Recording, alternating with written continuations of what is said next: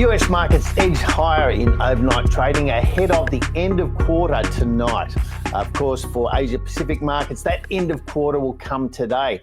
Now, end of month and end of quarter can have distorting impacts on the market. Short-term effects due to mainly fund managers taking action to either lock in or ensure their performance for the month or the quarter. Now, obviously, when it's also a half year or a year end, the effect can be even further exaggerated. But bringing together a quarter end and a month end can lead to some strange effects. So if you see larger volumes in trading today or markets making unanticipated moves, it could well be due to those fund managers squaring up their portfolios as they start to get ready to report their performance. So it's something to watch out for today. If you see something strange, it could well be related to the quarter end. Certainly in the US, we got a sense of waiting. Now, it might well have been waiting for the quarter end, or it could be waiting for the non-farm payrolls that are due this Friday. And of course, with the focus on interest rates in the US and the actions of the Federal Reserve, inflation data and jobs data are highly influential in the market. In fact, are very likely to be important drivers of market thinking for at least the rest of this year as the US market works its way through whether or not and how many interest rate cuts there will be. So a good night for many of those leading stocks. Nvidia shares added another 2%, moving up towards that all-time high at around 184.5. AppLovin made a strong move upward, up 6.3%, and Shopify was up 6.2%, leading the internet retailers to be the leading subsector on the US market last night. There is some talk about a potential government shutdown. This relates to the inability of Congress to pass what we in Australia would call supply bills. We have seen government shutdowns in the US before. This is generally, from a market's point of view, just a political sideshow. There's really nothing to see here in economic terms, because even when we get shutdowns, it's just spending delayed and deferred rather than spending destroyed. So nothing to be too concerned about here from a market viewpoint. We've been here before. We've seen them play this game. They always chicken out. Yesterday in Hong Kong, another strong move, up 2%.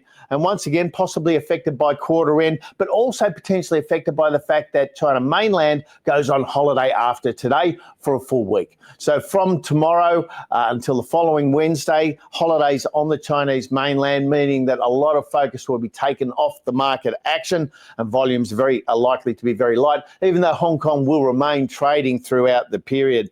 However, that outperformance, once again, very notable, and it does appear to be ongoing.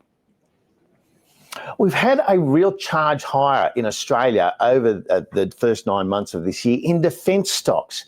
Now, these are not generally highly popular stocks, but with geopolitics heating up again, concerns about the Middle East and the Russian-Ukraine situation, and potential for further increases in defence spending by the US, by NATO, and by other nations who are allied to the US, we're seeing good support all round. Now, many of the US stocks had already been re-evaluated and in fact have traded on much higher multiples than Australian listed stocks, but we've seen real catch-up over the course of this year. Australian defence stocks yesterday as a group were up 11%. Year to date, they're up 250%. In other words, they've more than tripled over the course of this year.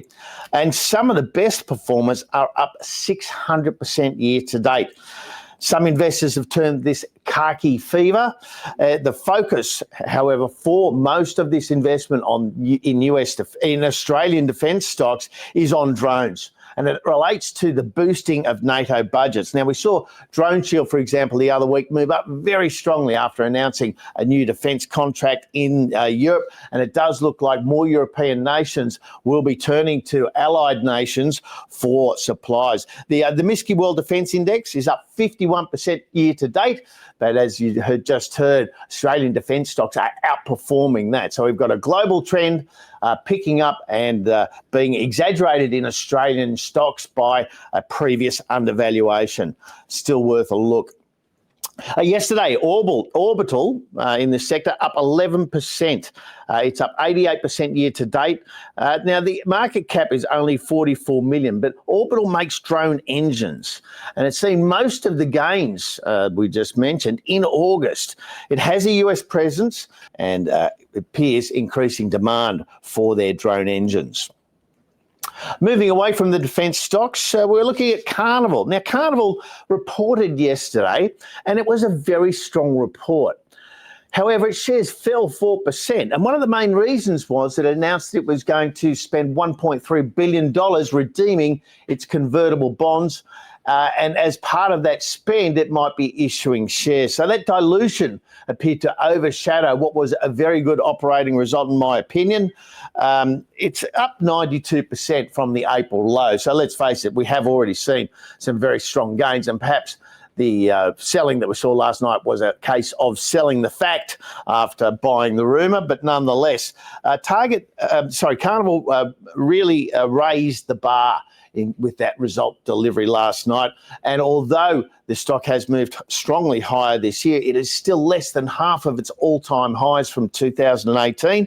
And there is potential there, potential upside once this short-term digestion issue around the new shares being issued is covered. And lastly, I'd like to have a look at the ProShares Ultra Short Bloomberg Crude Oil West Texas Intermediate Index ETF. Now, that is one heck of a name. However, this didn't stop the stock yesterday, or the ETF yesterday. Now, this is an inverse 2 times ETF to the West Texas Intermediate price. Now, West Texas, of course, is the main grade of light crude oil in the US.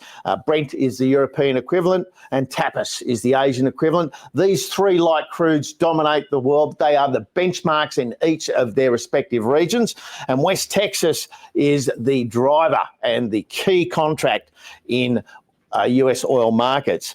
Now, yesterday, oil stocks were hit hard. And that means that an inverse ETF to oil went up in price. And that's exactly what happened with the ProShares Ultra Short. The code is SCO if you want to look it up. Now, with the big fall in oil prices, it was up 5% yesterday. It is engineered to try and replicate double any fall in the West Texas crude price. And of course, when West Texas crude goes up, this ETF goes down in value. So it is a sophisticated instrument. It is generally mainly used by day traders, and anyone trading any leveraged ETF or any inverse ETF must ensure that they understand how the ETF operates. But with the huge moves we're seeing in crude, a huge increase in supply from both OPEC plus nations and the US expected over the course of the rest of this year, inverse leveraged ETFs are something that day traders are looking at very closely at the moment.